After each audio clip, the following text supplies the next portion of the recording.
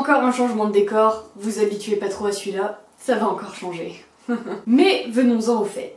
Les clichés. Les idées reçues. Que beaucoup ont sur nos loulous. Nos compagnons de vie. Tu comptes me faire tous les synonymes là ou c'est bon, t'as fini? Pardon.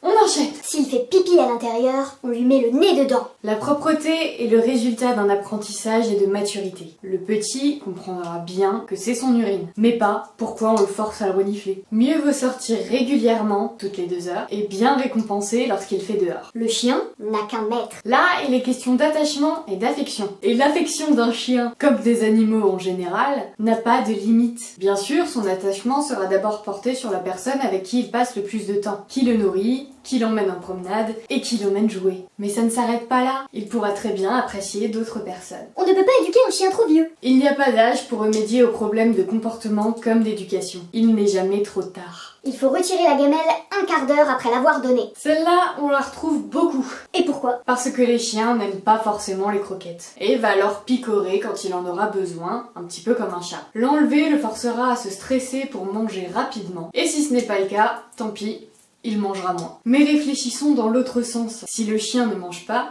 c'est qu'il n'aime pas ses croquettes. Alors changeons d'alimentation, pensez au barf. Un chien ayant goûté au sang ne sera jamais le même, ou deviendra agressif. Les humains mangent de la viande, alors ils sont méchants. Non mais sérieusement, le chien est un prédateur. Il est fait pour chasser, et donc pour goûter au sang. Avoir une alimentation dite naturelle, Le barf. dont je viens de parler, dans laquelle il y a forcément un peu de sang, si elle est bien faite, elle diminuera les problèmes de santé, d'allergie, de tartre, et rendra le poil plus beau. Et les selles aussi. On ne peut éduquer sans récompense alimentaire. Alors on ne peut rien faire sans récompense. Mais jouer en est une. La liberté aussi. Tant qu'on donne au chien ce qu'il veut, au moment désiré, c'est une récompense. Ce chien a le palais noir.